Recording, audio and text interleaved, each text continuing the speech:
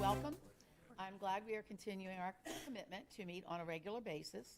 I would like to thank all of you for coming today. Unfortunately, as you're aware, we have been handed unfunded mandates with Blueprint. In addition, we are also required to complete a career ladder by July 1st. The career ladder we have developed and the CCA negotiated agreement go hand in hand. And I will say a lot of counties are doing that at this time. The career ladder we have developed. We need to complete both of these at the same time. School systems in surrounding counties are doing the exact same thing. Once we vote and pass the negotiated agreement with CCEA, I will personally be presenting each commissioner with an individual copy. So that means I'll be over tomorrow morning. What time are you all going to be there? 9 o'clock. I'll be there before that because I have them in my hand. I have them. And each of you, and we want to be totally transparent. I would also like to thank out there are no additional positions in this budget, and we are approximately cutting 66 positions that represent the end of the federal grants. At this point, I would like to turn things over to our superintendent, Dr. McCabe. Good Thank you. afternoon. I'd like to just echo what President Herbert said and just thank you for the opportunity to meet again to discuss our current issues, including where we are with the impact of Blueprint. And I'm just going to speak from the heart for a minute here. As far as this budget season goes, I think we've not wavered since the beginning, since January, when we really started in earnest talking about what our needs would be and why. But Blueprint withstanding for a minute, I believe we really are at a significant crossroads in this county. And the question that has to be answered at this point is, do we wish to remain a leader in the state as far as student outcomes or not? And what this budget really represents is an opportunity for us to position our teachers' salaries in such a way that we can recruit and retain qualified professionals after years and years of falling behind our surrounding districts. So not only is raising teacher salaries a large part of the blueprint that we talk about all the time, but it's also the right and necessary thing to do in order to ensure that our students have competent instructors in front of them in the classroom. And I don't believe we can continue to hold the same expectations for the kind of education our students receive and not be able or willing to pay for it. It just comes hand in hand. And few people argue against the notion of giving our teachers a fair raise. But it's the total cost of such raises that causes sticker shock for everybody, and I completely understand that. But that's why, at this point, we're in a position where there's an over $9,000 gap between our average teacher salary and those in surrounding districts. So I just ask you, I implore you to support us, not just in being compliant with Blueprint because it's the law, but because we do want to rightly serve the children in our county. So with that, I'll turn it over to Mr. O'Neill. We have slides presented. Most of those we've gone through at our agency hearing, so we don't plan to go through each slide one at a time like we did at the hearing, but basically summarize what the issue is and what that discussion has been. Mr. O'Neill? Thank you, Dr. McCabe, and good afternoon. What we were hoping to do was try to be responsive to the questions that Roberta sent over, but also just be free to answer any questions you have. Some of your questions that get into specifically what it means to comply with the blueprint and what happens, I'll defer those to Mr. O'Mealy when we finish talking about the budgetary numbers, and he can address some of that. I think a couple of your questions that we heard or received had to do with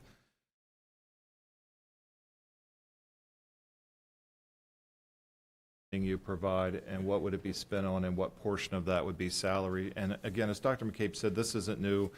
What's on the screen is not new information for you. This is identical to what we shared at the agency hearing on March 26th.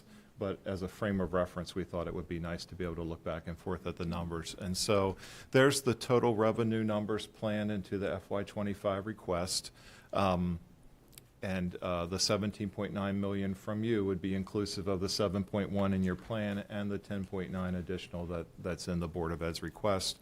The 7.8 from the state, there's still a little bit of washing out to do from the General Assembly, but that number's been reflecting the unrestricted portion of state funding, or the what we usually might call the foundation. That didn't change by end of session. There was some discussion, or not some discussion, there was at least one supplemental budget released by the governor. Ted and I had actually had some conversation about that. Did my best to try to research that. What I can tell you for sure sitting here is it doesn't touch the foundation, so that doesn't change the 7.8. It does look like it adjusts loss, and when I say a little bit, I mean a few $1,000s on the grand total of, somewhere around 170 million. So a little loss in comp ed money from the state, a little loss in special ed, I believe, from the state, which doesn't help our cause, and an increase for everybody in pre-K. But that pre-K money, we believe, and still pending some additional guidance, that additional pre-K money for us and everyone is geared towards the non-public providers, the private providers, the private partnership group. So that's not money that's going to change this discussion, but I did want to share that. So the 7.8 is roughly the same, and then somewhere in here we have an expenditure slide here, and this hopefully will be helpful to explain, what we would do. The Board of Ed's flexibility really is not so much in the first line. We'll always refine those inflationary numbers as we get closer and closer to closing out the budget, but those are the kind of what inflationary impacts mean to us are the same conversations that I hear you having consistently as you ponder your own county expenditures and your own the money on which you operate the county government and other agencies. So that 6.9 comes down to things like increases in employee health care and retiree health care, increases in other forms of insurances, whether that's workers' compensation, liability, property insurances. There's a decent amount, not at those same levels as the areas I just mentioned, but a decent amount programmed in for anticipated utility costs that we expect to see increase this year.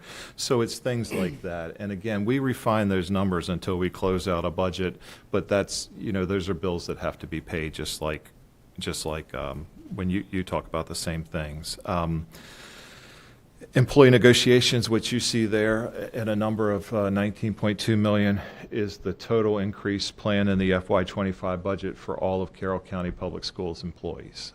So we have had existing collective bargaining. We have 5 unions, and we've had existing collective bargaining agreements with 3 of those 5 units this year, and they continue for 3 years. So those agreements have been in place the year we're finishing, and the next 2 years. That's our AFSCME unit, our CASE unit, and our Food Services Association, so sort of our, what the union calls our educational support professionals, or you might call them our support staff. So those agreements have been locked in at step and 5% or the value thereof for each of those 3 years. And this year we had open our teachers agreement and our agreement with our ANS unit, which is an acronym called APSASCO. And those are the 2 bargaining units of the 5 that are directly impacted by the career ladder, the blueprint requirements of a career ladder, most especially the teachers, but also the ANS unit. So, that's the big ticket item. That's always been the big ticket item long before there was a blueprint, and that will always be the big ticket item after there's a blueprint. And there's different ways you can look at it. We're very close to being able to talk completely openly about the negotiated agreements. But, we talked about this at the agency here, and we have 3,500 employees, and most of them are teachers. 2,200 of them are teachers or related, like guidance counselors, media specialists, et cetera. Their average salary, we talked about that, is in the $70,000, or if you pick apart our major categories and look at what are the salary lines for teachers in Category 2, Category 13, which is special ed, it's it's somewhere, just for classroom, without getting into the related providers, it's somewhere in the 160 millions. I'd say 165 is a good place to work from for classroom folks. So when you start putting numbers that are competitive or numbers that are, being granted in surrounding counties with whom we compete, or even in other sectors of public service here or nearby, you get into tens of millions of dollars pretty quickly, and that's still true today, just like it's been for the last decade. I would offer that Blueprint does, in the future especially, put more pressure on that. There's add-ons for national board certification. There's add-ons to be lead and distinguished teachers. We've accomplished a career ladder that puts that structure in place, but we have very few individuals on those sections of the career ladders yet. That absolutely will grow over time, and it's a little bit hard to forecast exactly how many teachers, say next year, will achieve national board and the year after that. But the early data tells us two things. We're starting from a much lower base there than many other counties, especially the ones with whom we compete. And it's not, you don't just sign up and say, I want to be national board and then get to be it. You have to go through a multi-year process. And so people go through this PDS process of becoming national board, and they take the assessments in a certain year, and not 100% of them pass. So there is future pressure. There's no doubt about that. But not much of that pressure is built in here. The Blueprint specific items in this budget, I think, largely are on the second line there, Blueprint requirements, and we talked about this at the agency hearing. That's all about us chasing the dual enrollment college and career ready number with Carroll Community College. So we've increased that number in each of the last two budget cycles, and our actuals are telling us in each of the last two budget cycles, including right now with the spring bill from Carroll Community, that the number we picked wasn't high enough, and this is what we projected. Basically, this is capturing actuals this year. We were 700,000 below what actuals are turning out to be. We're not trying to over budget that. We're just trying to chase it until we achieve a baseline, I guess, is how we're approaching it. As far as the other Blueprint impact here, I would say if you talk about salary structure in terms of the overall compensation package that the superintendent mentioned last time, or that we were sort of trying to target for all of those units of the value of STEP and 5%, mathematically it works out to, in my mind at least, and I guess there's nuances that people could debate, but in my mind there's about 1.5 or 1.6 million more attached to that CCA structure than just the base raise would equate to, in terms of a 24 base accounting with that amount attached to it. The base scale, and I know Mrs. Herbert said she's going to bring over the ratification when she can. I would say we probably should add the current fiscal year salary scale to that as well, so that they have a back and forth to look at. I can do that. The base schedule, so the non-career ladder parts, and maybe this, I saw Commissioner Kyler have a question like this on the 4th. The most a teacher in Carroll County makes today at the highest placement on the scale would be $100,304. That's the maximum salary. I never got there. Marcia never got there. If you increase $100,304 by 5%, just no Blueprint involved, just what is that number with 5%? That's $105,319.20. The scale, the base scale that's part of our hopefully to be ratified career ladder moves that number. I should have opened that page probably. Moves that number to 105.5. So 105,319 versus 105.5, and those little nuances are more of a function of smoothing out the intervals on the scale, so that they were all standard amounts on a lane. So the base is changing where we need it to change because we're going after the 60,000 requirement. And I think the superintendent talked at length about that at the agency hearing, so I don't want to, I don't want to go back over all of that information. But like similar things that I've heard you saying, or maybe other county agencies, we're not hiring well, and we try not to highlight that publicly. We've tried to stay away from that publicly. But we're walking around today and on any given day with teacher vacancies, which has never been a reality in Carroll County. That's never been, until the pandemic, something we dealt with. So we have classrooms filled with long-term subs in a few cases, and then we have classrooms filled with an increasingly higher amount of what we call conditionally certified, or folks who are not yet fully professionally licensed. They have a degree, but they still have to work on some things for their certification. And our number's favorable to other counties. There's no doubt about that, and it always has been. But it's growing at a rate that we're not, we don't believe, I think I can speak for the superintendent here, we just don't believe we're structurally prepared to handle. She mentioned to you before, we've benefited from hiring usually whoever picked up the phone when we called on the first, second, or maybe third call. And now we call several times before somebody says, yes, in some cases, I'd like to teach in Carroll. And because of that history and our stability, we have not had the same kind of what other counties call a teacher induction, a new teacher orientation and training program. And we find ourselves all of a sudden with a drastic need for that. So anything we can do to compete in the hiring realm hopefully is getting us more and more prepared folks. And Mr. O'Neill, I would just add to that, in the last few weeks, we've begun to interview candidates for next school year for teaching positions. And we've been offering many of those candidates open contracts. And what that means is, we agree to hire you for the upcoming school year. You agree to work for us. You may not find out exactly what school you're going to be in until later in the spring. And we've gotten very few people accept our open contract. And we've never been in that situation before. So it's not tenable for the future. And we, at one time, and there was, by the way, for what it's worth, there was significant Board of Ed level discussion about whether this approach was the correct approach or made sense or not, or, should it be timed out differently? Could it be successfully timed out differently? And there's merit to that conversation, don't get me wrong. We were hopeful that we could also get a little bit ahead of other counties and what we're learning, and I'm not at liberty to talk about this publicly unless you've seen a ratification published in another county. But what we're learning is there were already counties above 60,000 before the blueprint. Many other counties with whom we would consider ourselves to be competitive are reaching the same place. So it's still a positive to be able to compete, but it's not kind of a leg ahead.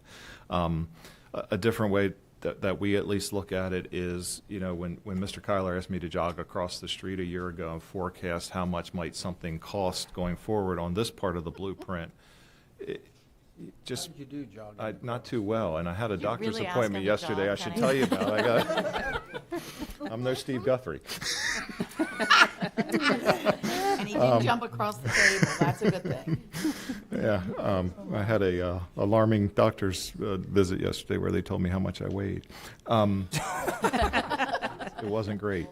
You know it, but you don't need to hear it, So, and admittedly, that was an early forecast, but that was taking where the scale sat today and by a percentage where it needed to go to get to the ultimate blueprint, salary requirement, career ladder, and all. But if I'm a union, so now I'm about to do something like worse than saying, I'll speak for the superintendent. I'm going to speak what I believe might be sort of a collective bargaining mentality from the association. They were willing through this agreement to kind of give up that quest. I'm sure they would tell you that they, in their initial proposals, would reflect that they would want the same exact increase on an interval by interval or step by step basis all the way up and down the scale. And so that would have been somewhere around 15.5%, I think, to get from beginning to full end. This is getting us there for half of that, and they're willing to take that on. And I guess that I would have to then conclude that they see the bigger picture as well. They see the empty classrooms or the newer colleagues who need support and are willing to say, this is a fair settlement and it accomplishes what needs to be accomplished. So this thing can move forward, and that part of Blueprint can be put aside and we can worry about and analyze the cost of the impacts into the future, I guess is sort of a big picture view of how I've been processing it as well. So that's, I could say whatever else you want, that I'll tell you what I can or can't say on salary, but that's how that breaks out. Special ed is an area that we have. John, I apologize. Yes, sir. Before you go on to the next, you had said, and correct me if I'm wrong, that not until the pandemic did you have any serious issues with teacher shortages. Correct. So the student population, I guess, would have gone down during the pandemic, and that's rebounded, correct? Correct. But the teachers have not rebounded. Now, is it not in the same way that the students have, not at the same rate? So I guess the question is, what was it? Was it specifically the pandemic, or was it something in relation to the pandemic that kept the teachers away? Is it specifically the pay, that the pandemic was kind of like the straw that made everybody say, okay, this is not worth it anymore? I think I think with most things, Commissioner, it's always more than one thing. I think it's all of those things. What we didn't see in the first year of the pandemic was a massive retirement. We did not. And I guess I would say, really, in any given year, pandemic or beyond, we didn't necessarily see that one year, just that one blip where we had triple the number of teacher retirements we would normally expect. But what we did start seeing, and it continues, is people retiring. Historically, people retire July 1st, and there's reasons for that. It's the fiscal year. It matters on your pension, COLA over time. There's lots of reasons for that. What we began seeing in the second year of the pandemic and out is most of our retirements will come in July, and the second most will come at the calendar year break. But we have started seeing people retiring throughout the year. And I don't know if I'm not, this is dangerous. I'm not a psychologist, and I don't have any data of interviews to support this, but I wonder if part of it is you get through that first push of the pandemic, and the world didn't end, and fiscally you're better than you thought you might be a year later, and all of those things, and you say, okay, now it's time for me to go. But we've seen a continuation of that, and we've seen, and I don't think this is just a Carroll problem either, to be fair. We've seen not as many people entering the teaching profession, and that was pre-pandemic, and that unfortunately is no better, if not worse, and that's sort of the state's burden to take up that, partially the state's burden to take up that quest and promotion. And the theory of the blueprint is you set a decent starting salary and a good career plan, and that takes care of it, but not yet. I'm sorry, so you'd mentioned the retirements, right? So what is the average age for a teacher to retire in Carroll County? Do you know? I don't know the average age, but it's more than 30 years in, so Okay. mid-50s I would suspect is the average age, because you can retire after 30 in the Maryland pension system. Gotcha. So if I were, for example, if I was a teacher and I retired, could I go teach somewhere else, or am I done at that point if I retire? What I'm trying to get at is if somebody retires, say, in September, do they go teach somewhere else in October? You can within certain earnings limitations in the pension system. You can't fully double dip. You can also come back here and teach within certain limitations, and we've done that. We've hired more rehired retirees than we've ever hired anything to fill the gaps. Those folks are hired on an annual basis. They're not, they don't gain the full benefits of the collective bargaining agreement. There's some restrictions. So retirements is one part of it. Another part is what our Director of HR, Mr. Ernesto Diaz, refers to me as the churning. And so this, again, this has been true in a much more limited fashion prior to the pandemic in certain very hard to fill critical shortage areas. Special education is the one that's the easiest to talk about. It's been that way for some time, but sciences, mathematics, other kinds of critical shortage areas. When you have to hire somebody who is not necessarily fully prepared to teach, that's a hard transition in your life. Even if you want to do it in your heart and soul, that's your mission, being put in that setting is not what most people are prepared to be up for. I always tell Nick, when you need subs, you should put me in last, because that would be a very hard transition for me, but also for the children I'm supposed to be helping. And so you get folks who just don't make it. They might make it a year, they might make it half a year, they might not make it half a year, and you have to refill that. And so that's why Ernesto refers to that as the churning. And it's very true in certain teaching positions. It's very true in other support positions, particularly in special ed. But we're seeing it across the board in different teaching environments, not just special ed or the critical shortage areas, where we're hiring folks who aren't fully prepared to enter that classroom. Fully trained teachers will tell you it's not an easy transition from being prepared in college to walking in that door and teaching for 180 days.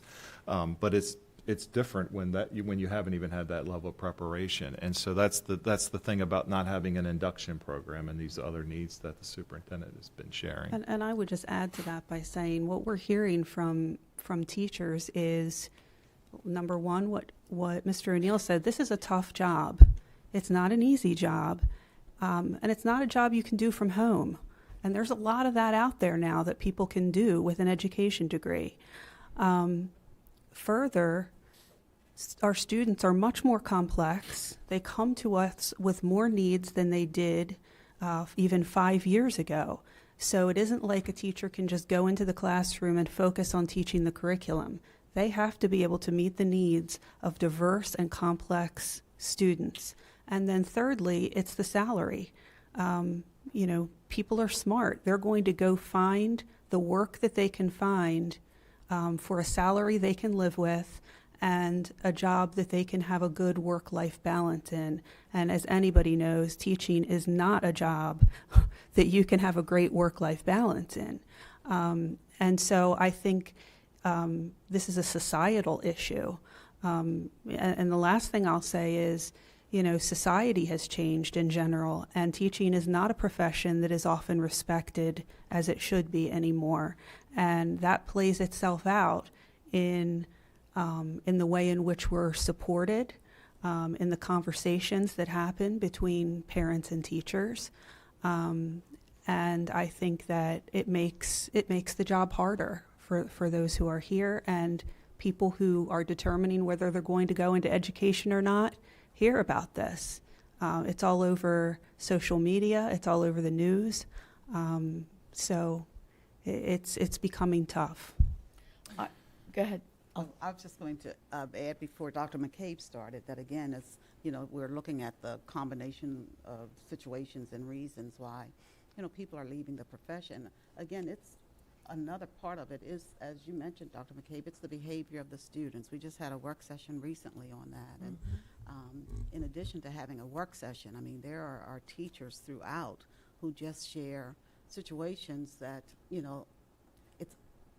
it's almost hard to comprehend that people in the profession are dealing with some of the behavior that they're dealing with now. So again, it's very challenging, and again, we certainly know it's very rewarding as well. But for the ones who know that there could possibly be another type life outside of the education system, sometimes I think they're just choosing those options rather than staying in a situation such as what we have now.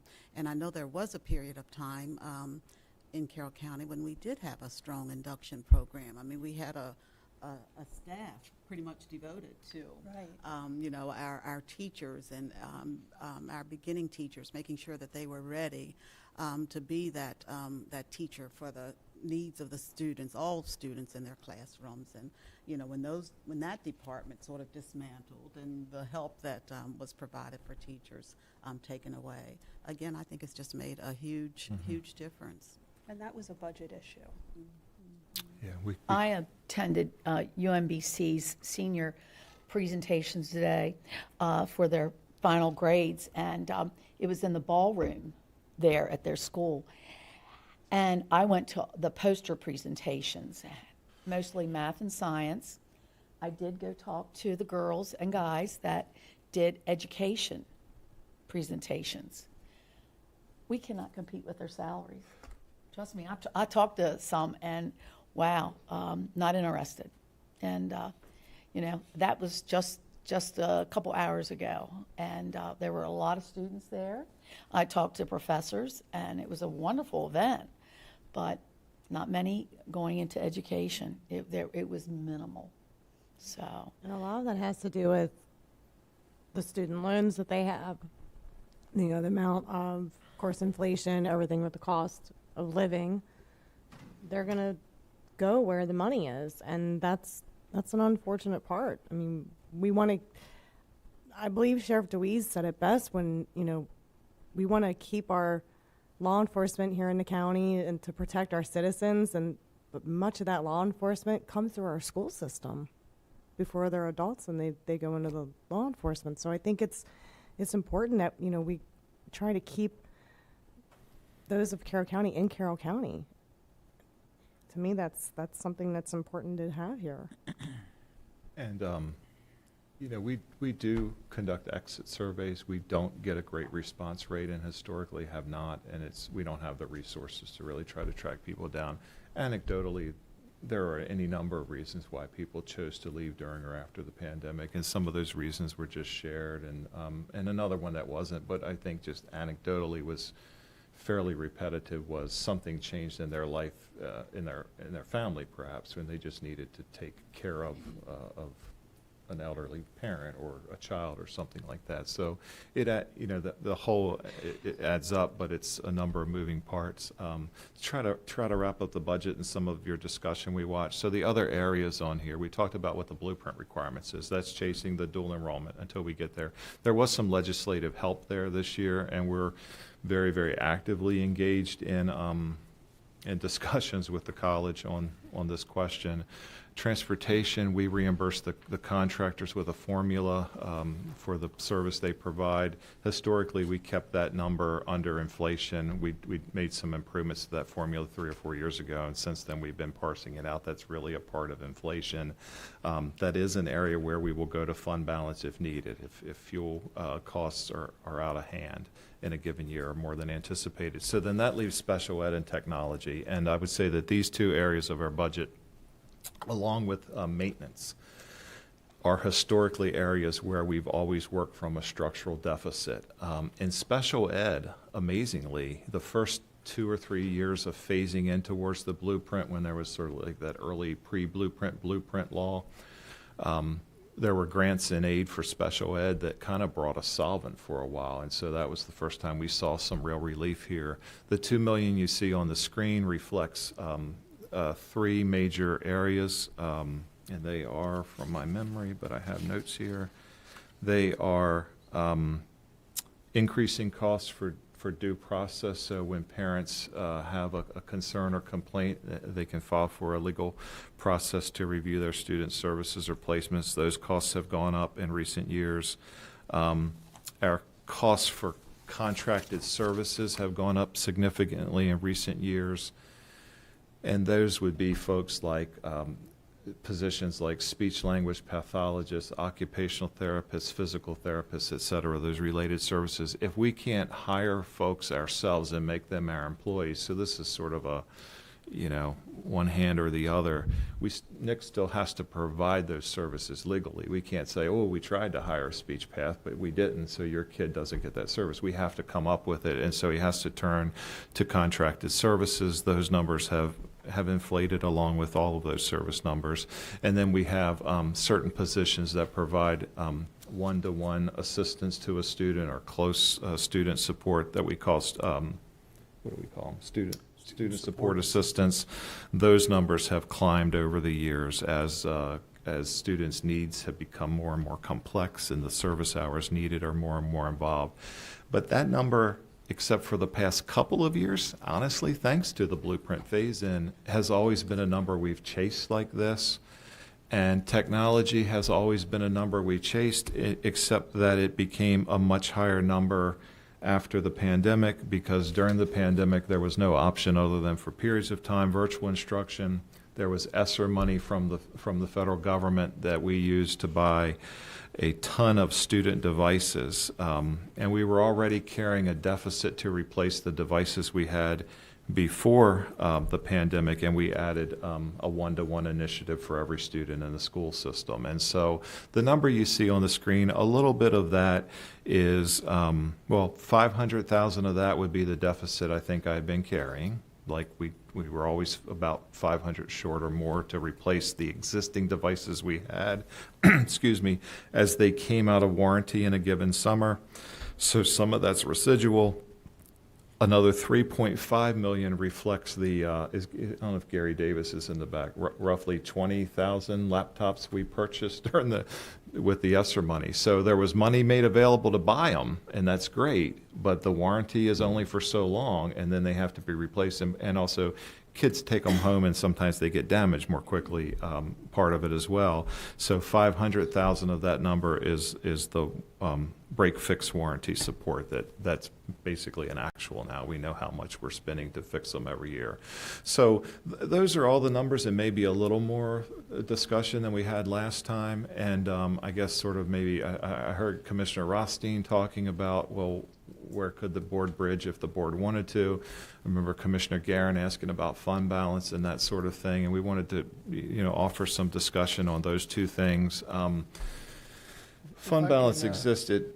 If I can Sure. kind of comment a couple things. One is, because I appreciate whoever said rebound from the budget.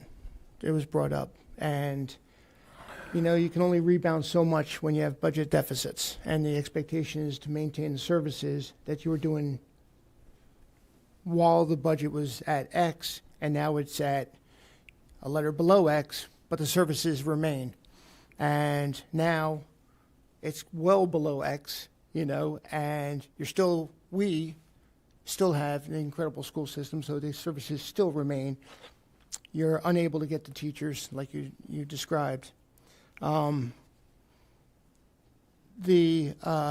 obviously that's, the big elephant is how do you retain the services that we so deservingly, expect and have had over the many years here in Carroll County. If you're not able to have the amount of money needed to do that, it's not my position, nor I believe any of my colleagues, to say that you don't know your requirements. That's your position.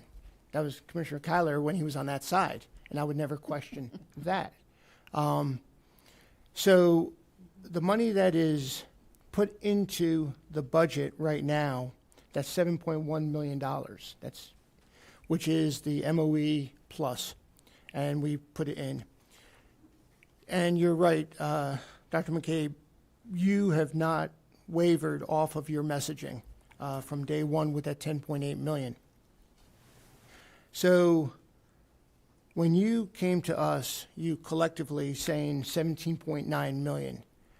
I want to make sure that was a unified message, and I believe it was. It was voted on from you, 5-0, coming to us, saying this is what the requirement is for 10.8 million. Now, knowing that, how do we get to 10.8 million through different ways, fund balance and other things? That's kind of where I think we should start having that discussion, because if not, we're not going to get there. We put a placeholder, and I know you're watching. Silly to think you're not. The discussions we're having, and we put a placeholder of $6 million in place, but that still leaves us, our county, with a $12+ million deficit. So if you think, well, we could put $7 million, well, that'll leave us with a $13+ million deficit. So something's got to give somewhere, and there's got to be a balance.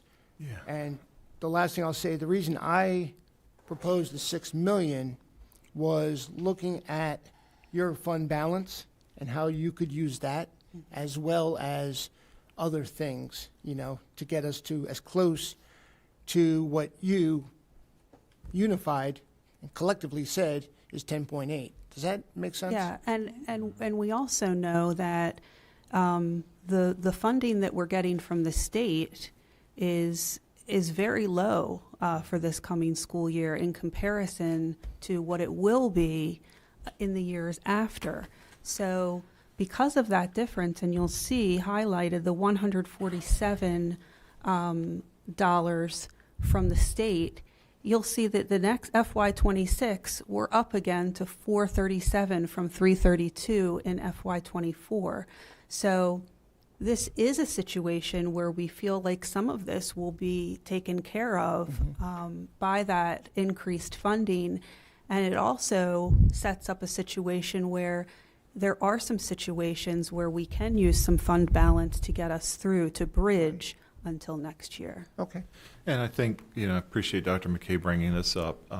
Part of what's at play here is this, and no one can explain it. And you haven't asked us, and I appreciate that. I don't know how they came up with You're these. saying Ted can't explain it? Well, maybe Ted can, or maybe Dr. Kerwin Just throw it out could. there. I don't know why they picked the year in the blueprint when a lot of things were due to be the smallest increase in their targeted per pupil, but they did. But if you look at the future increases, those are year-over-year increases on the targeted per pupil. And so that's, just loosely, we would expect about 3 times more revenue from the state next year, and that, on the base. So that's great, but because this year's the lowest in the whole cycle, I think there's pressure here when you sequence that up with certain things that come due that otherwise wouldn't be there. Now, would the number be 0 or something short of 10.8 in a different year? I don't know, but it would certainly be less than 10.8, and it might just be your plan was lovely, thank you. But that last slide isn't helping us. And so in some ways, it's almost a bridge budget for us outright, because we know when we get to 26, the state is at a higher level than they've been in some time, and that plays into the foundation as well as the other areas. John, can you remind us, that's not just a Carroll County phenomenon, right? No, That's no, across the whole state, right? That that's- shortfall in 2025. These are and this is, I guess there's the good and the bad of everything, including the blueprint. So the good, at least in my mind, is in historical times, after the first few ramp-up years of Thornton, the previous formula, we never really knew what our increase from the state would be. We had to make reasonable guesses, and we did. We did a reasonable job at making those educated guesses, but it was just there'll be an inflationary factor, and it could be here or it could be there, and it's somewhere in that range. And so Chris and I historically would have to try to sort out what do we think is the right thing to say. Now, under the blueprint, some good is that we know they have hard-coded all of the numbers into the law for 10 years. Now, could the General Assembly change those numbers? Sure. Just like they made the law, they can revise the law. But that's a better place at trying to judge where state revenue's going than we've ever been. The only thing we don't know for sure are our populations until we get to September 30 and 10/31 of each year. But we have a general sense of where our populations are trending. So we can forecast state revenue in a much more precise way than we ever could.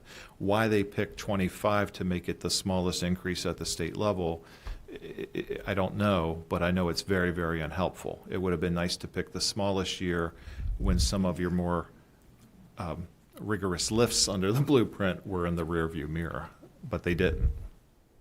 I would like, go ahead. I was just going to say, do you think that's the driver? We're hearing, anecdotally from other counties around the state as well, that they're having equal budget issues and they're looking to lay off hundreds of teachers, right? Like as part of their process. Do you think that one number is a significant driver? I think it's a significant driver. I think, and we haven't talked about it locally. We mentioned it with you and with the commissioners. The other thing is people did different things with their federal ESSER money. We bought a lot of laptops for kids. We also did create some positions. We created 66 FTE with the ESSER money to sort of get through the pandemic. As enrollments went down, they fluctuated though, and so we would see certain classrooms in the next year, it'd be like, where did those kids come from? And so we earmarked some classroom specific positions and some support positions and some positions specifically to support digital learning or virtual learning at home. Those are gone from our budget. They were eliminated before the budget got to the Board of Ed even, let alone coming across the street to you. So we had about 5.2 million in eliminated FTE between ESSER funding and something called the state pass-through grant, the Maryland Leads Grant. And some of those positions hurt. Some of those are teacher mentors, Dr. Dorsey, so those are the kind of roles that help with induction. But Dr. McCabe had to make some choices early too, and those were some of the choices made. So that number doesn't help. Next year, it looks a lot better. In some ways, we're turning to you to bridge the gap to get there. There's no doubt about that. But and again, sometimes I'm in a weird spot where I'm speaking and nobody voted for me, and I understand that. But so I'm saying things that I think. The cost to get there, to me at least, is worth it. Trading, and I'm open to the debate, but trading what I believe is somewhere around 1.5 million on salary more than is otherwise the targeted raise is worth it versus the 16 million more we were forecasting. And to get that agreement and to have that kind of a starting point to work forward into the rest of time with the association over other blueprint related matters is helpful. And I think, if I'm them and try to think about it their way, what you're supposed to do as a good negotiator, it's fair. They didn't win. They didn't. Well, regarding salaries, are we ahead of the power curve at all, getting to 60,000 with the blueprint as far as the timeline? We would be a year ahead of the requirement if this contract's ratified.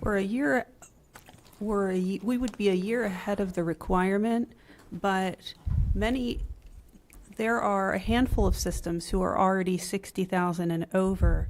And in my informal conversations with my colleagues who are also superintendents around the state, they're doing what we're doing, which is because it doesn't really make much sense to we have to have a career ladder in place for next school year. Right. It's very difficult to have that without also having the conversation about the salaries that Right. go with that career ladder.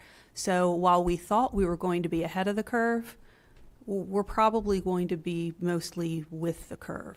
To stay competitive and Yeah. keeping teachers in Yeah. place. Yes. Basically. And I'll also add, and now we're going to talk a little bit about collective bargaining, which sometimes I hear you say you wish we would.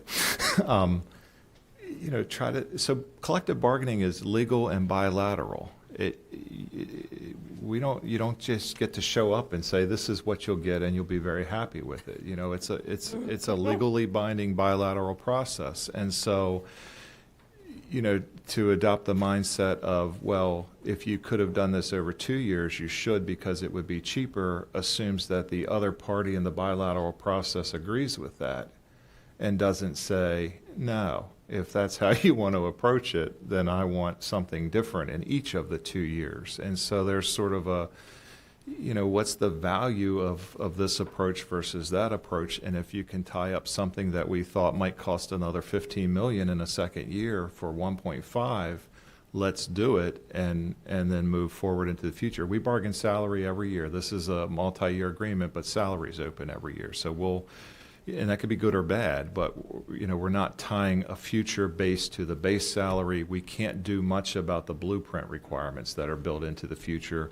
but it's also a tad bit early to try to forecast exactly what that impact's going to be on a year-by-year basis.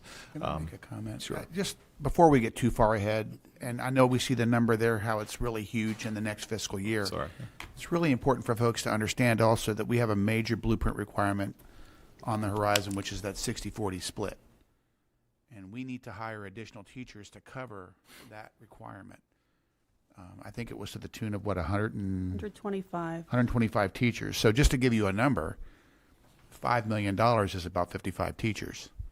So I don't want you to think that we should rush to just using fund balance to cover, because we have other costs coming in the out years where those funds are going to have to be used to provide that expense. So just want to urge caution with the notion to just use fund balance and just move on. So you think using more county operational funds to get us to where that 10.8 million? I'm not suggesting that. I mean, but bottom line, we will live within whatever means we're given on the school board. At least that'll be my position personally. But I just don't want folks to think that things are going to be rosy next year and we can just borrow from the fund balance and put it Right. back next year. I just don't want folks to have that Right. that very, very That's huge. that very, very wrong perspective. And historically, on the fund balance, if you look back at past years, it's technology, Right. transportation, and not salaries. Right. That's not sound business. It's not sound business to We've- use fund balance for We've that. done, Yes. we've done some bonuses in the height of the Great Recession years, but I don't remember us doing base salary Right, out no, of fund balance. nothing was said. I would say to answer some of those questions, and, you know, I hope this sounds as respectfully as I want it to and mean it to. One conversation you had was, doesn't this conversation come up all the time? I would say it comes up when we ask for more money than it's comfortable for you to give. I'd add that, you know, the agreement between the county and the other entities has existed so long that it existed before I've been here, and I don't even think I've ever laid eyes on it. I just know it somewhere there was an agreement that the Board of Ed could maintain a fund balance. I believe so too, an agreement with the college and an agreement with the library system as well. They never come up. And I believe that's the sticker shock that I have presented for years on the Board of Ed's fund balance and why it exists and what it can be for. And my old buddy at the college, now retired, used to say to me, I hate when they ask about your fund balance because someday I might have to come sit beside you and talk about mine. I think it's the amount of money that's always, the amount of money to increase our teacher salaries becomes a sticking point. The amount of money in our fund balance apparently becomes a sticking point. So there is an agreement which I don't have at my hands. The Board of Ed further has a Board of Ed policy. Our policies bear numbers. I think it's like policy DBDA, which is a direct restatement of a GASB 54 statement on what fund balance should be. And so the general rules are that the operating fund balance should be between 1% and 5% of your total operating budget. Now, our total operating budget is your funding and state funding. At our last audit, we were at 13.1 million, which was 3.1% of the operating fund. So right in the sweet spot of that range. The policy further states that the board must earmark certain amounts of fund balance to cover deficits in key areas. So if we had a healthcare call, if diesel prices were out of hand in 1 year or utilities were increased in a given year more than we handle, there's an earmark of, I think, a portion of 1% for that. And then any money that should ever accrue above the 5% threshold would immediately be diverted to OPEB, to the OPEB trust for post-employment benefits. I don't remember a year where that's happened since I've been here. That might have happened pre-Great Recession, or maybe there was a year that I've forgotten. So that's where it sits right now. We've used, you can see we used it last year, and that money's coming out. A couple more points to the point that it's money from you, and should it go back to you, it's money from you and the state. Mm-hmm. It's not money from just you. And so there'd be a whole lot of accounting to figure out there, although the blueprint's going to force us to do that anyway. The guidance from the state on the blueprint is we're going to have to account for where the money came from that went into our fund balance and figure out how, when we expend it in future years on a one-time basis, it goes back to those purposes. So that ought to be, I hope Mr. Burke and Mr. Sexton are getting real excited about that, hearing that. So that's coming Going up. back to the fund balance and potentially using it as a bridge to get through, I mean, we can, because I agree with you, don't use it for people, but use it for technology. You know, use it for something Right. as a bridge to get us to next year where it looks like there'll be a lot more money from one something to four something, from what you showed us. So where I would turn would be those two areas that I've Yeah. mentioned over and over have historically been structurally unsound anyway. Yep. And again, I'm not the superintendent or the board who will ultimately have to make those decisions, but it's not unusual for us to carry some structural deficits there and try to work through them. I think there's a policy question still to be had on this side of Court Street, Center Street about Court Street, about how 1-to-1 is 1-to-1. And so for the future, maybe there's some conversation to be had there, because that's a large number of laptops to fix and replace. There's a lot of complicating factors to that discussion, but there might still be some work to do there from a policy side. And it's not been unusual for us to make those kinds of structural fixes year by year. And as you know, especially for those of you who've been on the board for a while, anytime we bring a budget transfer or a budget adjustment into a category or between categories, it has to come here for their approval and then across the street for your approval. And so we would detail all of those changes. We had a little bit of money left over in curriculum materials, and so we're going to apply that money to buy these laptops that we needed to buy. And so there's kind of, at the end of the day, I guess it's all fund balance, but there's, within a fiscal year, there's your surplus, like what didn't you spend? And I felt like Ted did a really great job the other day of sort of saying you can't spend, or maybe it was Mr. Kyler, we can't overspend our budget, and so we're always going to be careful not to do that. And so with what's left at the close of a fiscal year, we can move from category to category. That never even becomes part of fund balance because it washes out in that fiscal year. But fund balance is there for those one-time needs. Where the board has mostly been using their fund balance consistently in the last 4 or 5 fiscal years is to fund the Board of Ed's capital needs that you're not able to fund. And so you do a great job funding our technology infrastructure. That's not the laptops, by the way. That's the wires, the switches, the hubs, the wireless, whatever the wireless things are that connect everybody. That's that hardware infrastructure.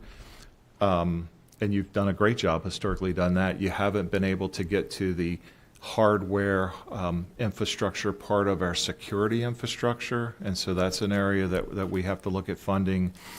And let me just add to that quickly. When you look at our technology, and again, I'm not talking about laptops, I'm talking about the network, especially the software, everything else. We have 40 different sites plus central office, and we have over 3,500 employees. So oftentimes people look at the cost of our technology, and again, that's sticker shock. But it would be that much for any organization or company that had this many different sites and this many different employees who are using technology and on the network. Yeah. And so, go ahead, Mr. Cohen. Well, the fund balance, and a couple of us individually have talked to the other 2 entities about fund balance, and maybe not as much in open. And I'm glad you mentioned fund balance, and I think we fully understand it. Something else I'd like you to touch on, and you mentioned it a little bit. We also are looking at the capital side, and very many people say that's where, and I can say you guys, right? That's where you guys hide a lot of money.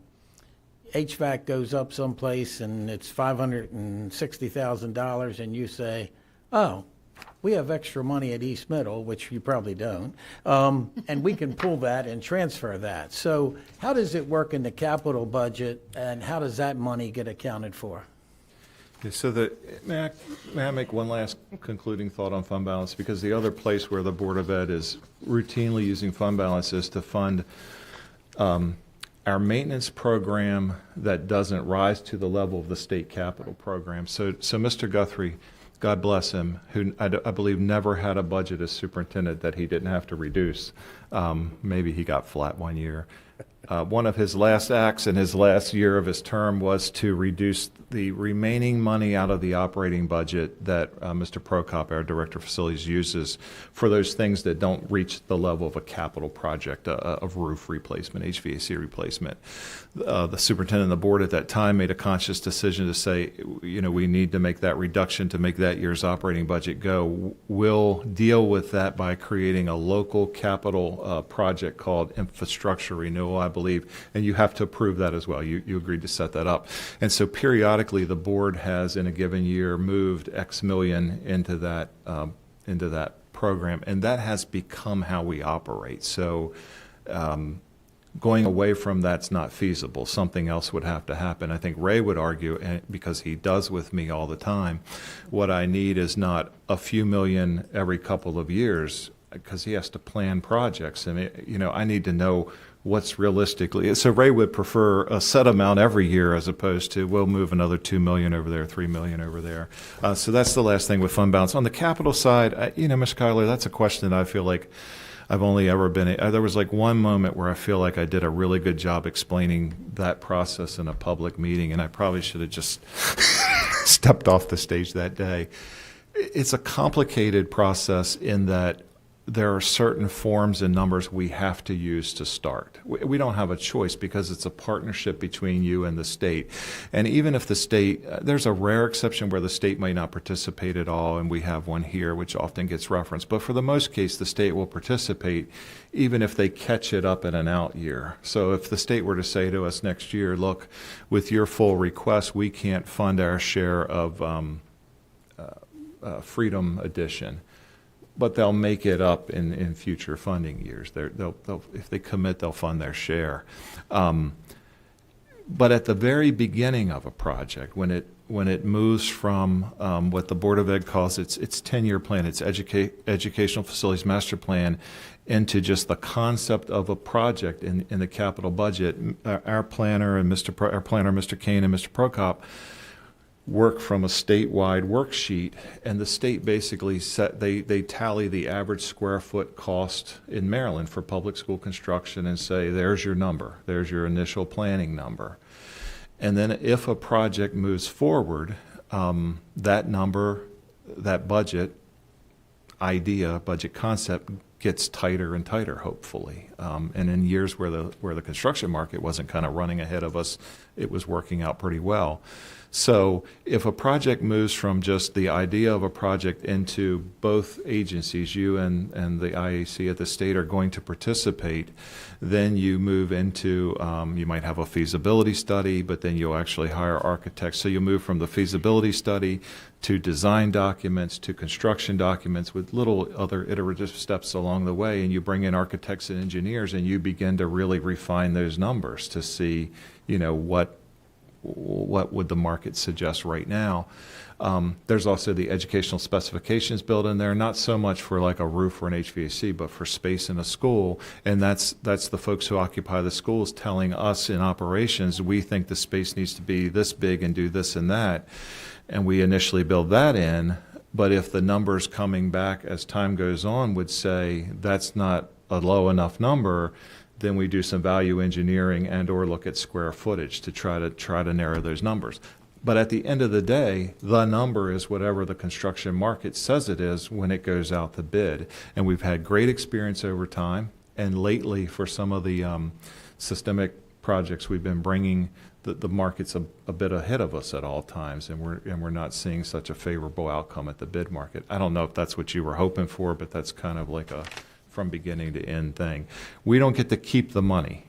So if you allocate money, well, we get to keep it, but within the capital program. So if you allocate money and the state allocates money, and we have the good years where it costs a little bit less than the budget suggested to build X building or project, that money will stay in that project. We like to, for certain projects, we like to keep it there for the warranty time especially. But at the end of the day, if the project's sound and it's moving forward and the warranty's expired, then we work with your folks on an annual basis almost to say, okay, Ted's pretty good about calling our folks saying, hey, how much of this could you clean up?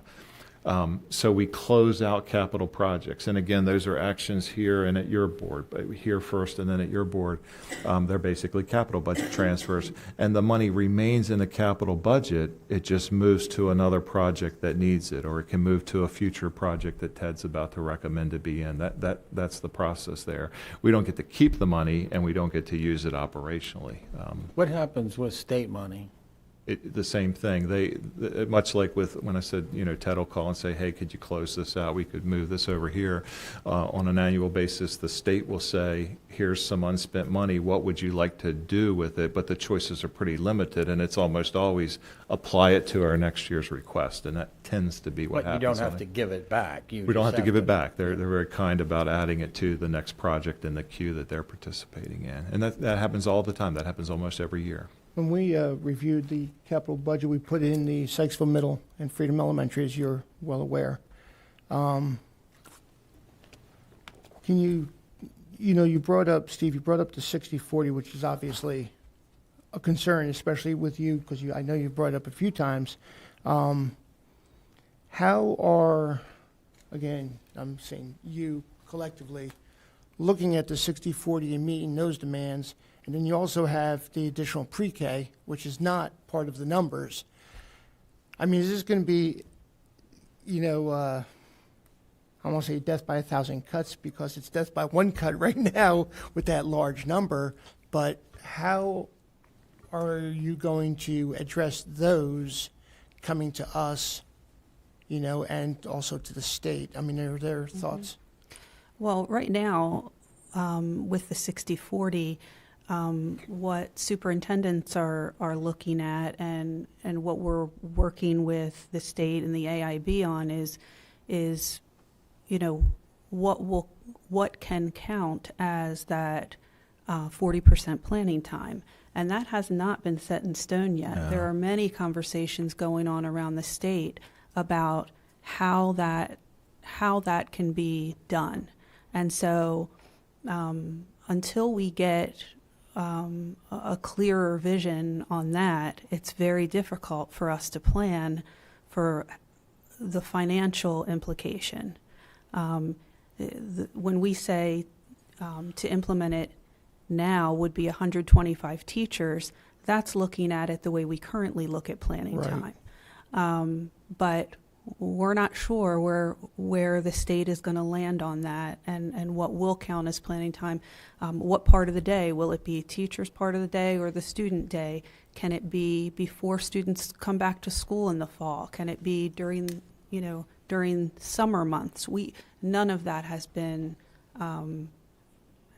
worked through yet. And ultimately needs to be negotiated. Yeah. But I will say, and we've talked a little bit about this from where we were a year ago, that there's been some evidence of reasonableness even at the state level. I think this is an area where there is evidence of reasonableness. So the AIB has issued some additional guidance and had any number of work sessions, but the takeaway is that the career ladder is still due on July 1, and we have to show the structure, but there's flexibility even at the state level on implementing those out-year parts. So there's not an immediate, oh gosh, we got to figure that out. There's some of the guidance would have us relook at time and how it's defined, and ultimately have to do so in collaboration, formal collaboration with CCEA. I'll tell you, like a takeaway I have from this year's work with them on other things is that that can be done. There's reasonableness there as well, and an understanding that it all has to work somehow. And Right. it can't work at all costs. So can't answer much more than that. Pre-K, I would say pre-K is an example of, and this is just me, I hope nobody's listening, where the state hasn't come to the conclusion fully that, like for some people that's a good idea, great idea, and maybe it is. But sometimes a great idea in theory doesn't meet reality. And even if you look at some of the agency bills that were, and they passed, but they passed with heavy, heavy modifications, kind of the state's takeaway was, yeah, there's this dawning realization that these private providers aren't showing up to participate. But their takeaway was kind of like to make the requirements for private providers more like school systems. So, for instance, the one bill would require them to have their own private provider career ladder. I'm not sure that we're quite there yet in the realization that maybe this isn't going to go like we dreamed it would. What we put in our capital request is what we believe would be necessary to accomplish the original intent of the blueprint relative to the public schools 50% portion of that pre-K requirement. And so that, that would have to be built out in multiple years over time. I think we're at the design development request stage. And that's pending any other future guidance. And I don't have any reason to think this. Certainly nothing materialized this year in the General Assembly, and I haven't heard it, even said at an AIB meeting. But my biggest concern has always been what happens when they realize that it's not going to happen in a 50-50 partnership. Do they then just say, then the boards of ed will make it happen 100%, because that's almost untenable. But there's also space issues with the rest of the 60-40 time component of the blueprint has space issues. On the 60-40 split, working with the folks in the legislature, there's no appetite for them to go back on that requirement. I mean, we even talked about, look, you have a waiver process in place for pre-K, why not 60-40? considering that we don't want to hire more unconditionally conditionally certified teachers or uncertified teachers, but they weren't even willing to entertain a waiver process for that. So 60/40 is coming whether we like it or not. It is phased, to Mr. Whistler's point. I think one reason for their reticence to relook at that statewide is, first of all, they're under heavy lobby pressure, but secondly, it's automatically phased in the blueprint, so it's not like 60/40 is all due tomorrow or on July whatever. It begins its phase in this fiscal year and then works over the course of the blueprint, all of those years that were on the earlier slides with the numbers. And we have to put it in our blueprint plan, and I could tell you loosely, I haven't written that section yet, but generally the phase-in is going to be that in year one, which is this year coming, we're gonna work on getting the career ladder structure we've arrived at in place and work collaboratively. We'll always be working here as staff, but work collaboratively with the association as well to begin to parse that out or figure that out. That's year one. Not there's no FTE to add there, and I don't even think we have a good enough understanding to begin to loosely throw FTE there yet anyway. But John, I think the question on the table is how much of the fund balance would we potentially be willing to use in order to bridge that gap, right, between 6 million and 10.8 million, and understanding that if you go back to the other chart, the 147 versus the, what was it, 406 or something like that? 437 maybe? 437 in FY26. So is the 60/40 the primary component for FY26? I honestly don't know, because the career ladder is due now in that yellow year or leading it, and I don't think at the time they drafted this law, they believed they were going to grant flexibility in the career ladder. So I assume that it had a lot to do with forecasting state budgets and where they were anticipating new revenue sources to show up in terms of casinos and gaming, and how long it might take some of those revenue sources to go. At this point, that's moot because they're structurally unsound after one more year themselves, and then they have to figure that out. I don't know. I truly don't know. And to be honest, I suppose you could do it and see. I've reread the Kirwan Commission policy report, and I reread the funding follow-up, and I don't see a specific trigger there. I have not gone back to try to watch all of the Kirwan Commission meetings to see if it ever came up. That would take hours and hours and hours and hours.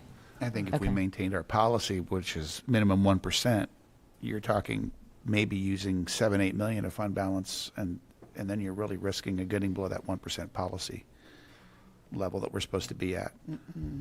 But that's just really dangerous territory. No, I completely understand. I'm just looking at this jump from the 146 to sorry. 147 to the 437, that's going to create additional funds next year, right? So that's a place where you can potentially use fund balance to bridge that gap, right? But if we know that, to your point, Mr. Whistler, in terms of, okay, well, if the 60/40 eats up the vast majority of that jump, so I'm trying to understand how much of the 60/40, if we took a reasonable view right now, I know the guidance isn't complete, it's ever changing, but if you take a reasonable view, how much does that generate, right? Like the 147 to the 437, how much does that generate? And then how much do we think would be eaten up by the 60/40 the following year? So we know if there's And the career ladder. maybe there's a delta of 2 million in there that you could feel comfortable using, right? And that's what I'm trying to understand. Yeah, that's an interesting concept. The way I view that change in that number is that the first line on this slide, we should anticipate is probably almost 3 times higher next year than it is this year. So in terms of unrestricted money that the Board of Ed has somewhat at its discretion, that almost triples, just based on the coding in the law alone, and then that takes the pressure off of what you're asking Right. there. I wouldn't, I don't think wouldn't the recommend 60 using fund balance to sort of plug the operations. I would make strategic decisions on what here,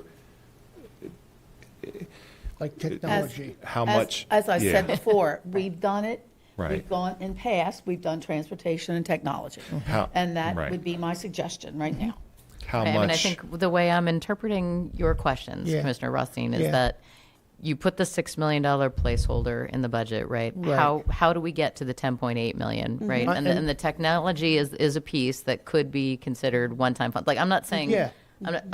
I'm not So- saying so, plug yeah. the budget with one-time dollars to cover staffing costs. Like, Right. Absolutely. But Right. how do we get from the 6 million to the 10.8 million? And if you view that from a technology standpoint, if there's a little bit of excess next year, then And we The have transportation. We have, So, right, yeah. we have approximately 8 years to get to the 60/40. Right. That's not something that we have to get done for Yeah, my question on 60/40 was just a better understanding of the impact, because you bring it up, and I want to understand at some given time what will be the request coming back to us.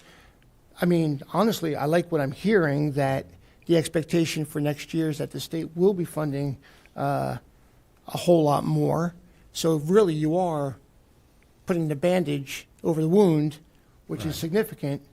You get 6 million, and now understand this is a placeholder. The budget, is just amongst all us, me and the colleagues as we draft it. But where would you get that other 10.8, that other 4.8? And that could be covering for technology and transportation. But that's your business. I'm just saying, if we were to get to this, would you be able to use funds to cover requirements that you believe exist? And I still would want to be cautious with that too, because, I mean, remember, Carroll County wasn't supposed to drop a penny into Blueprint per the state. So, I mean, that's the thing that I worry about. I mean, yeah, that looks great that the state's supposed to give us more money next year, but who's to say that's actually going to happen? And can I ask on that note too, because this is something I guess in the simplest possible terms, what does Blueprint compliance for FY25 mean? What has to be accomplished? Is the goal for the school system and the Board of Ed to comply with what is required for FY25? Is it to get close? Is it if it's so it is to do everything that has to be done for FY25?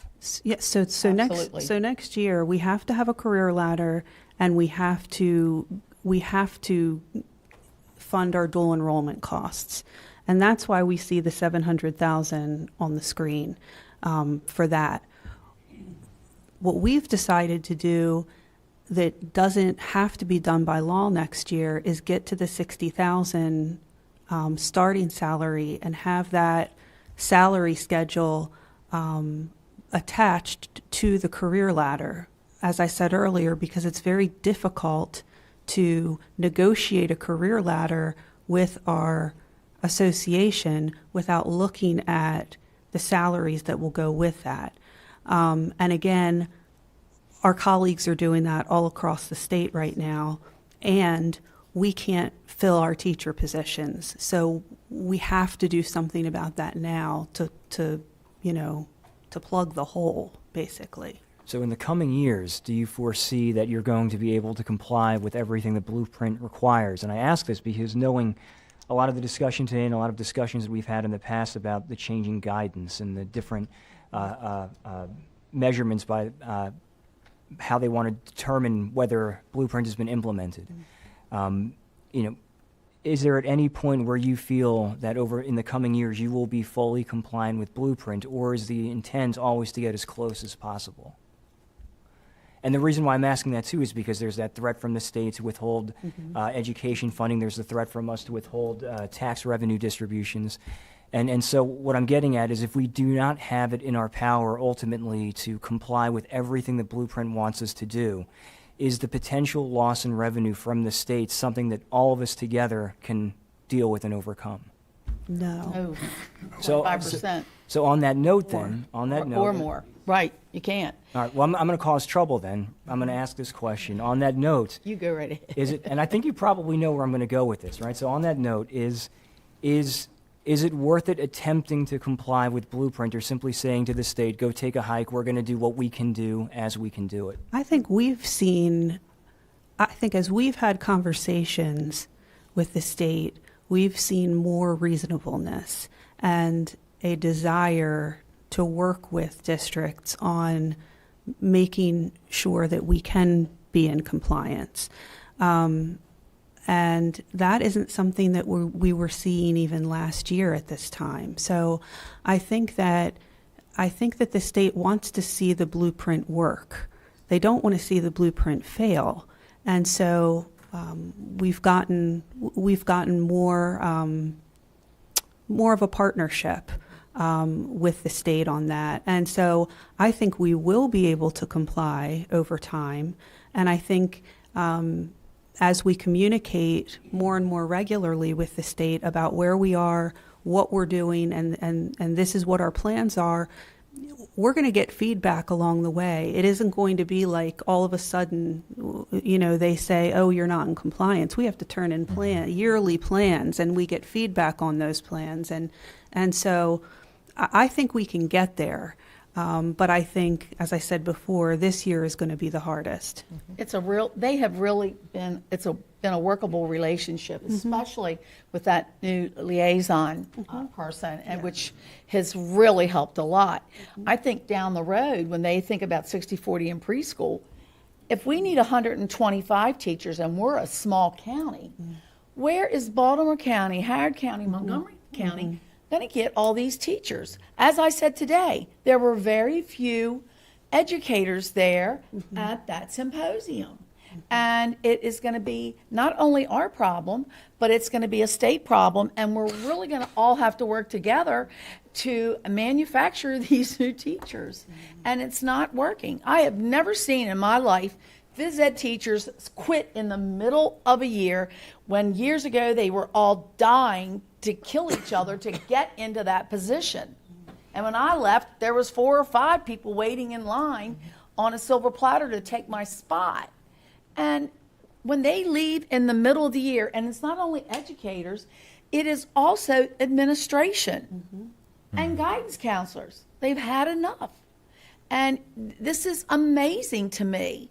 And I think that's not only is going to be the money, but is where are we going to find all these educators to fill all these compliances? I think they're going to have to rethink some of this going down the line. Yeah, With the 60/40 and preschool. Yeah. We are not going to be able to do this unless we work hand in hand. And I And I worry- think they see that And now. I worry that if you are not in compliance, what the state will do. So that's, Then to come in and take over us. Then to come to you and say, we're going to handle your budget now. so that's, that, My worry that is, is, oh, I'm sorry. I couldn't Turn your hear. hearing aid up. Well, my worry is they're going to be flexible. It's As Kenny. Mr. Whistler said, there's no appetite to change the law. The chart and the 147 and next year's money, is that part of the law? Yeah. Monday in That's it. Annapolis, I asked about tobacco tax, I asked about a couple of things. Lobbyists, delegates, and senators all had the same answer. That 70 to 90 million's a Band-Aid. Nobody in this town realizes we can't afford this yet. Yep. So what's going to happen when they wake up My big concern. and they can't afford it? Are they going to say, get it local, or are they going to start being more flexible? Amen to your concern. Some of the things that really disturbed me in the MABE legislative sessions this year was the immense amount of talk of the state legislature changing the MOE formulas for counties.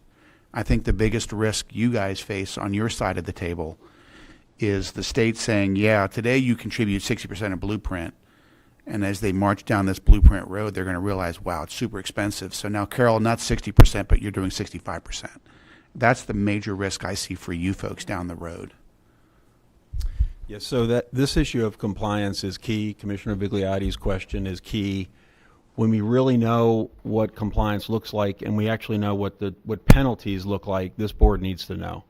Because I'm not as optimistic. When I watch some of the language coming out of the General Assembly this year, I'm not optimistic about the future when you have people who are running committees within the House of Delegates and the Senate are saying that counties are going to have to make sure they pay their quote-unquote fair share for Blueprint. And I just found comments like that to be outrageous. So I'm not optimistic, but this issue of what's the penalty, what's the cost, when we actually know what those are, when we know those tangible penalties, when we know what it's really going to cost us if we don't meet the quote-unquote goal moving mark, which seems to me to be a goalpost that's constantly moving. This board definitely needs to know. What I did want to do is step back just real quick. I mean, everybody obviously on the board and hopefully within the county understands the revenue situation with the county. We're looking at $19 million less than was forecast for FY24. And everyone's also aware of the fact that we've got this fledgling fire department with people and equipment and things like that we've got to fund. And we still have a lot of ways to go in taking care of our public safety people, whether it's fire department, EMS, or police force. There's a lot of gaps there that this board, I know, would love to fill in terms of compensation and disability and workers' comp and God forbid, things that are worse than that. So the question is, how are we going to pay for this? And it's not a rhetorical question. If we can't find some way to use the money that's available to us, is the board willing to endorse tax increases to meet that mark? I mean, that's a legitimate question that we're having to grapple with. I understand the buck stops with the Board of County Commissioners. I completely understand that. But I'm hoping we can find some means to work with things here. Maybe there's I wouldn't call it the light at the end of the tunnel, but with the next year's funding per pupil, maybe things get a little bit brighter. So unless we're willing to endorse tax increases on people, I'm hoping we can come up with some sort of solution for this year, because certainly I oppose them, but I'm hoping the board feels the same way. And again, I understand blueprints, not an easy mark to make. It is to me mostly unreasonable requirements coming down from the state to the counties. And it's particularly egregious for our county because I thought we already had a great school system, and we still do. And to but Ms. Battaglia's point, they did tell us at one point we didn't need to do anything, but I guess that doesn't matter anymore. Exactly. Well, to your question, I think what Sheriff DeWeese said the other day to you guys was perfectly stated. I myself as an individual, I think I've talked to most of you about the idea I had. I can't speak on behalf of the board. I can only speak for myself. My property tax value is $300,000, so we pay maybe $3,000 a year. My family's willing to pay $300 more. That adds up. If everybody chipped in equally, it adds up, and it helps. And those services are needed in this county. We're creating a product. Our children are a product. And Tara, just to be clear, if we were to go back to the 3 cents in property tax that changed in 2011 or somewhere around there, your property tax would really, because it's $300,000 value, would probably go up around $120 a year, not $300. So that's even better for you. Well, even if it's something extra that goes towards it. But like Sheriff DeWeese said, we have services here in this county. We want safety. We want our children to be educated and to be the best in the state. Right. And if every household has to chip in a couple pennies a day to have that done, as an individual, I'm all for it. Do it. We do have people moving here from other counties that don't pay anywhere near property taxes what they used to have to pay. It's nowhere close. I have a question, but what he said is hair over $10 a month. You spend more than that at Starbucks. Yes, I do. Dr. McCabe, I'm curious. I have a lot of faith. I have a lot of faith in you, and I think people are worried about Blueprint. How many times have you guys submitted to the committees on Blueprint, and how have you done? Have you been questioned that you're not in compliance?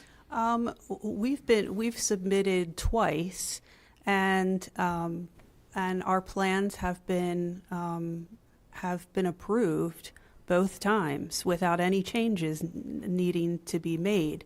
And I think that's in part because of the facilitator we have working with us from the AIB, and he's done a great job of being able to go back and communicate with them about where we are, where our obstacles are, and what we're trying to do to overcome them. John, do you want to add? Dr. McCabe, if I may, I'm going to grandstand for a second, but basically saying the comments where, we were on this early. Both you as a superintendent and us as a board, understanding the implications of the blueprint and how this was going to impact us, and the funding was not sufficient. We were on it very early. We were screaming from every mountaintop. And when it was just Carroll County screaming from the mountaintop, there wasn't a whole lot of listening, right? Right. And you as a board of commissioners did the same, right? You really supported us in that. You understood it, and you went to bat at your meetings as well.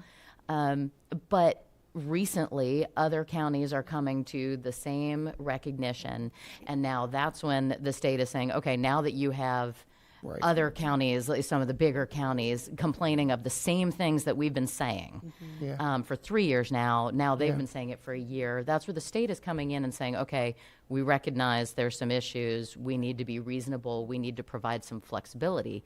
So I agree with everything that we're doing and our process forward, but I also think that our mantra needs to be, what flexibility will we be afforded, and use that flexibility to the maximum extent possible, right? that is Like from a extremely compliance perspective. Really well said, and, because I do want to get back, because Commissioner Guerin asked a question to all of you, so I want to get back to that, but your comment makes a lot of sense. We were at Mako last summer, and we were talking about this. It was standing room only. I don't know if you were in the room or not. That was. It was standing room only, and every county was in there, from Montgomery County to Prince George, all of them. It wasn't designed that way. It was designed for the rural counties.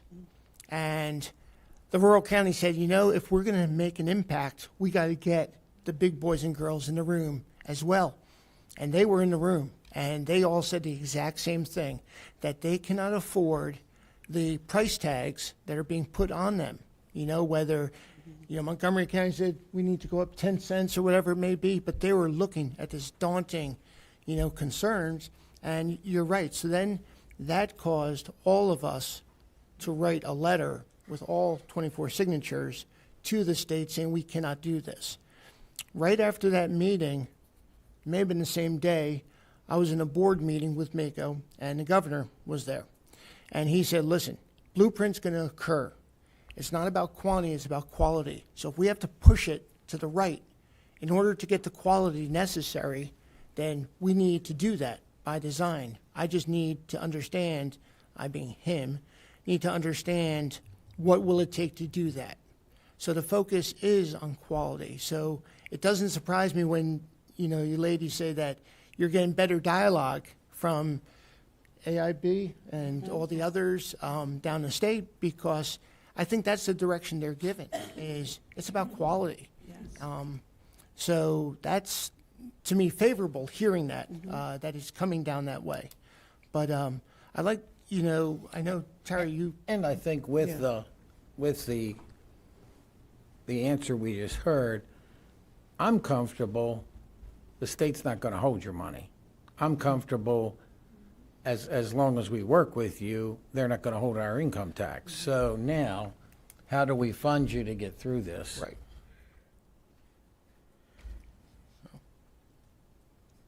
So going back to what Commissioner Guerin, because I know we talked when you presented, I think, And she did give an Yes, answer. and I Yeah. did, speaking for myself, I said, I think my words were something like, at some point, the community expects a minimum level of service. And in Carroll County, people are here for great schools and safe streets. And at a minimum, that's what we need to provide. Now, asking you to raise taxes or asking, answering that question would be kind of like me asking you, how can I raise achievement scores? Okay, so what I can say is, as an individual, as an educator, I don't know how you continue to give the level of service. I know I can't continue to give the level of service that our parents and students are used to in the school system without the funding that I'm requesting now and over the next handful of years. So that's all I can say for myself. And I think you have to make the decision, and the people who live in this county have to make the decision of, what are they going to expect from their local government. Right? And Commissioner Guerin, I completely appreciate your question and your thoughts around that. I guess I might take a slightly different view on some of this. I would look at it as, the question is, like, do we want to increase our tax rates, right? Like, I would say, okay, revenue is going to naturally increase over time due to increased property values and inflation and things like that. And so I would say that the school system has been a growth engine for the county over the last several years, right? Like, so that growth in revenue, I think I'm going to be very not humble at the moment and say I think that we've really contributed to that significantly, right? Like, families are moving to Carroll County. This is a great place to live. It's safe. It's got great schools. The way that we handled things during the pandemic, I think, really we made good decisions in favor of our students and their achievement levels, and it brought families to our county. So I think that we really were a growth engine for this county with the way that we handled things. And as revenue continues to increase, I think that we deserve a good chunk of that revenue increase.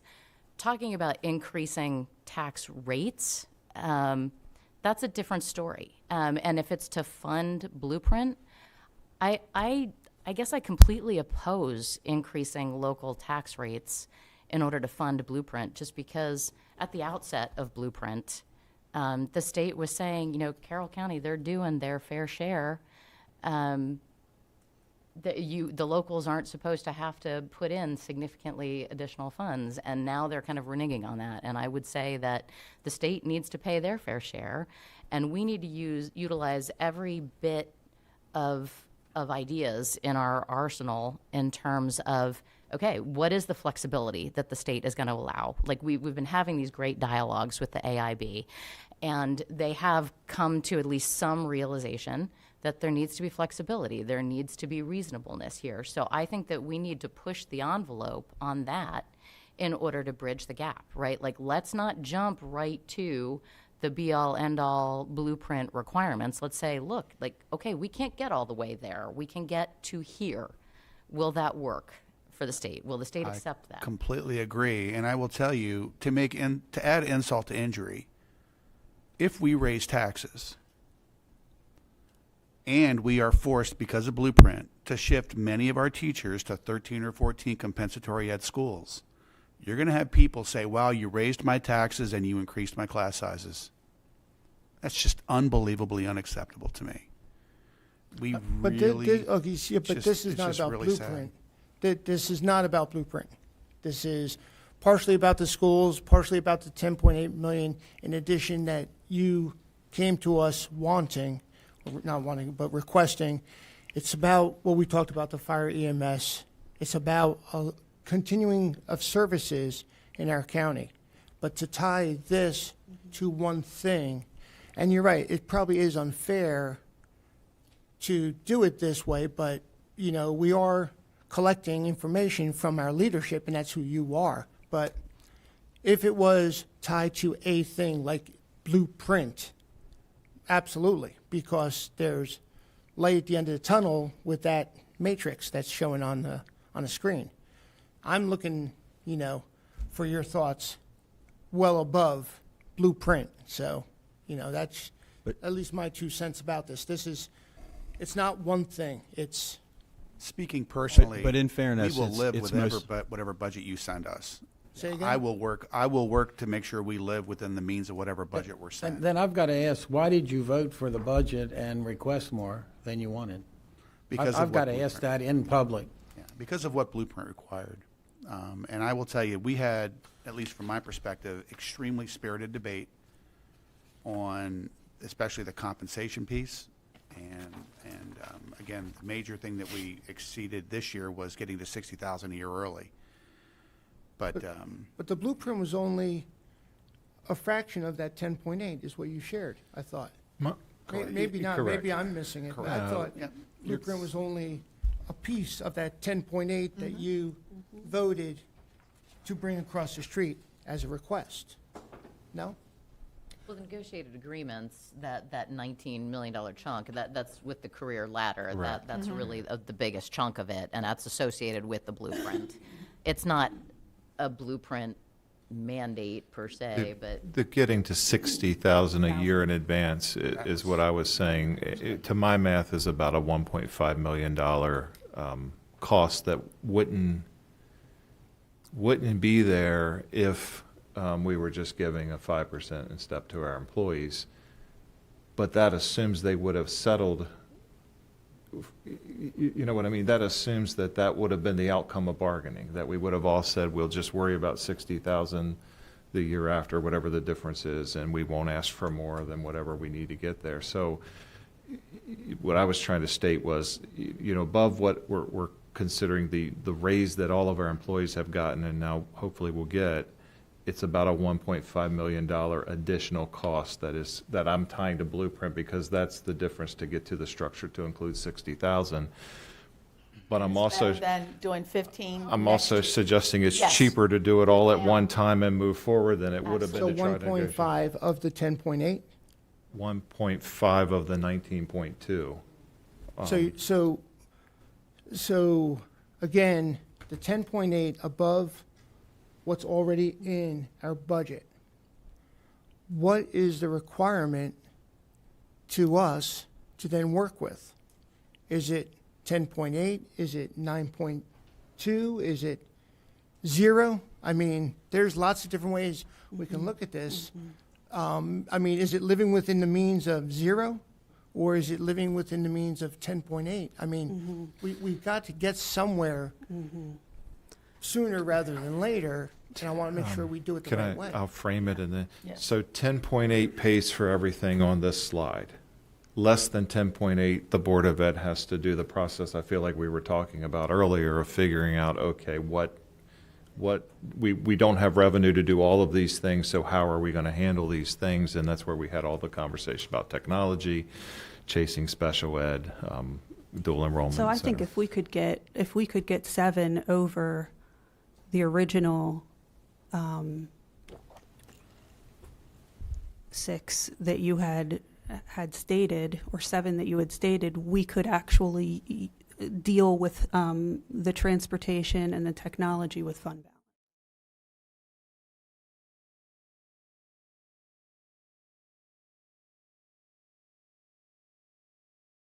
Not going to cut, but that's I'm something we've just talked about in the saying, boardroom. I want to get a collective understanding, as we're moving forward. Well, to be fair, we spent most of the afternoon talking about Blueprint, so I look at Blueprint as being the major cause of these issues. But the reason I asked the question wasn't to put anybody on the spot, it was to really sort of conceptualize the fact that we've got to work something out. Because as my fellow commissioners, I think, are getting the message across, we don't have the money. So that's what this is all about. And Yeah, right now, if we give you 0, we still have a budget problem. So it's not all about Blueprint. And Right. and I'd like to share, I won't say where or whom. I was in a room last night with 20 people. Wow, half a dozen of them individually own more property than this total room.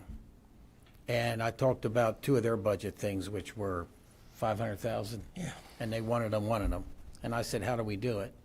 And they go, raise taxes. And I said, you own more property than I dream about, raise taxes.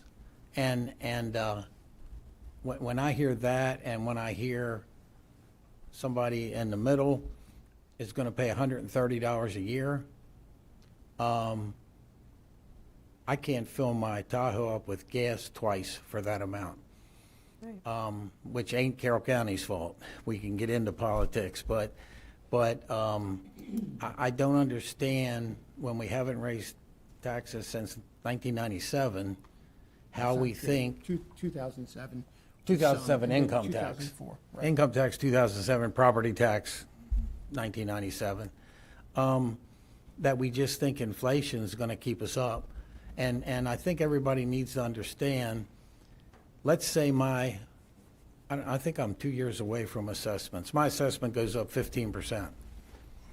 which is inflation. I only have to pay 5% of that next year.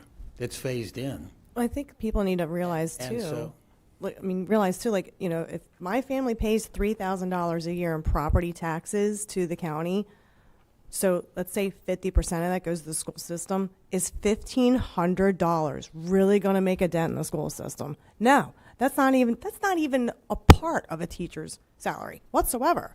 But if you go to Hanover, people are paying out of pocket outside of that $5,000 a year to their school system, separately from their property taxes and everything else. But they're leaving Carroll County and going up there and doing that. Yeah, up in So- Hanover, you guys get to raise taxes. We wouldn't be asking you that Well, that'd be question. great. But I mean, I'm saying is like, we have people moving from other counties here paying much, much less, but we have people from Carroll County leaving and going to Hanover to buy a house much cheaper, and they're willing to pay the $5,000 a year in school tax, Right. just alone. Yep. And they see the difference. It's tough. It's emotional. And I was shocked last night because I thought, if I owned that value of property, I'd say, don't touch me. Hi. Hello there. While I can't speak in numbers, I can speak holistically.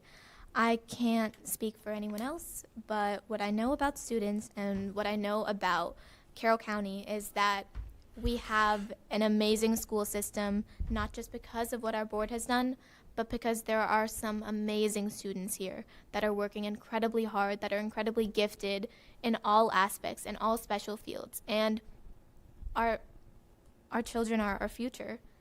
I mean, I think so clearly that we spoke earlier about how we want students in Carroll County to grow up to want to be teachers in this community once more. And I just think that if all of us are willing to pitch in as a community to support that future, I believe that it's the best decision because it's going to make us want to come back here. I mean, if you've ever spoken to a student, their first answer for what they want to be when they grow up is most likely not going to be a teacher. And I don't think that's necessarily the greatest thing, because when I do hear a student say that they want to be a teacher in the future, it's incredible to me because they want to come back here if they do. But for most students, they don't. And I think as a community, we all know that your students are the future, and funding that and possibly as a community pitching in, as you had said before, to fund the future that will be here and that will continue to be here and grow our schools and our workforce outside of our schools. That's truly what we want to do. Thanks. And Kenny, as speaking for president of the board, we've worked really hard to work with CCA to do the career ladder and our salaries, okay? All five voted for the budget. In order to make that work, 7.7 million's the number, because and the 1.5 or 8 million extra this year versus 15 next year is a no-brainer. I understand. We have unfunded mandates. We have EMS. We have fire. There was no money for that either. When I started, I think when Don and I ran for our first term, there was 130,000 or 140,000 people in Carroll County, something like that. No. Changed about 170. Okay. Voters. Yeah, we're 70. 170. Okay, things, but they like these services. So, we have been working with, Don and I have been working with you all this is our 8th year. And we've got a great working relationship, and we have to continue to work together. And you all are in charge of taxes, but we need to work together and work as a group. It is what it is. And I think people need to understand what is going on in the county. We need fire and EMS. As I said before, when I taught at North Carroll in my first 10 years there were two sets of kids. They either went out to the farm and worked, or they went to Hampstead Fire Company and hung out. That is no more. You do not see that. Okay? So I understand that there are not enough volunteers. We have to take care of the sheriff and safety. That's one of our big sales. We are your best advertisement to come to Carroll County, is our school system. The next thing is that it is safe, and we have a lot of open land. We have agriculture. So we, as a group, need to work together. And the other problem we have, Mr. Vigny said it well, you guys attract families here. Right. Unfortunately, they can't buy a house right now. You know, we gotta And do that is something very, about the very, very housing true. market and what's going on in Carroll County. It's Blueprint isn't our biggest problem. Right. I wish it was. No, but, I support the Board of Education. We have a great educational system, and I hope you support us and help these teachers. I was a teacher. It's not an easy job, and it's more difficult now, and especially since pandemic. It is not easy, because I did substitute. I saw the behavior in the classrooms. And it is not it's difficult. But we need your help, and we need to make sure that we can produce the best product. I don't like tax increases either. I'm an old Carroll County girl, and Oh, I me do have, too. yeah. So I know where we're coming from. I don't like taxes increase, and that's why and that we hear that. And this has been great, and we could keep talking. Do you guys have a meeting? Yes. I have one quick Thought question, maybe. though. I want to circle back to what two of my colleagues did ask today, and it's a question that Commissioner Rothstein did ask Dr. McCabe and a number of the other leaders in our community. I know a couple of you have answered, but I'd like to hear from the rest of you. Where do you stand on taxes? I know it's on us as the Board of County Commissioners, but I think in complete fairness, which I don't really like that word typically, I think we objectively need to know where all of you stand, because we've, as Commissioner Rothstein has done, we've been asking that to everybody. So personally, I'm just asking, where do you all stand on that? I've already given my response. I'm not in favor of it.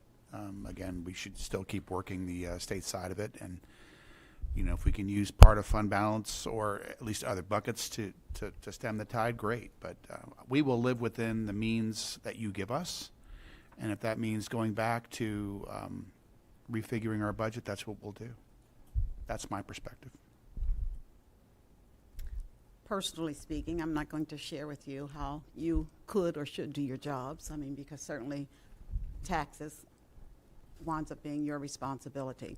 Our job certainly is to share with you what our needs are, and I think we've been very clear with it. And again, we keep going over and over again. We do need to support the budget that's being presented.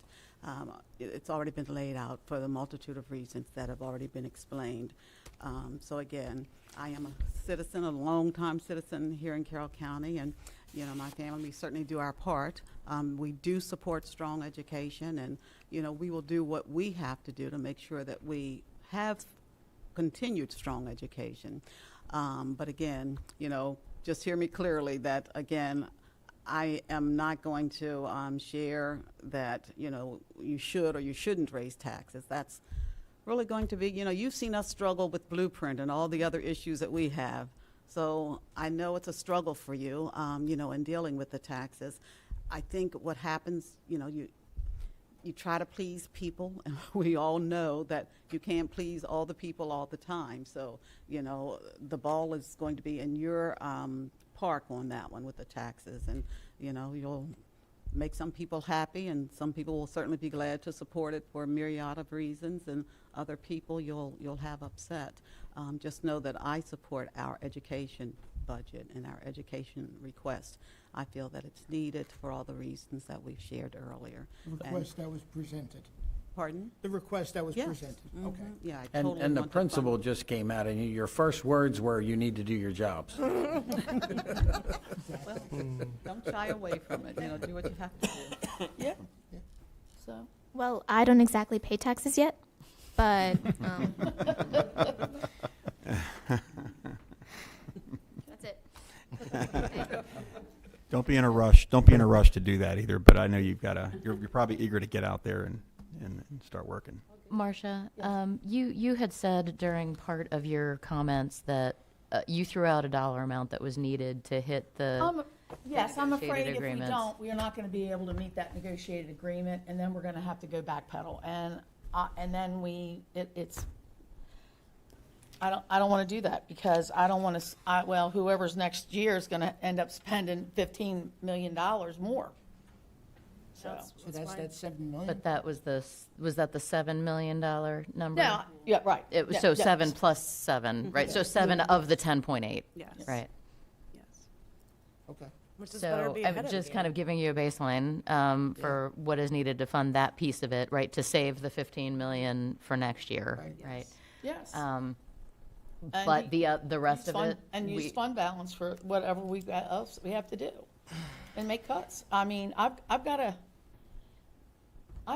we all have a job to do and we need to educate our students. And we're not getting the teachers we used to get. We are not getting the first person Right, on the scale anymore. right.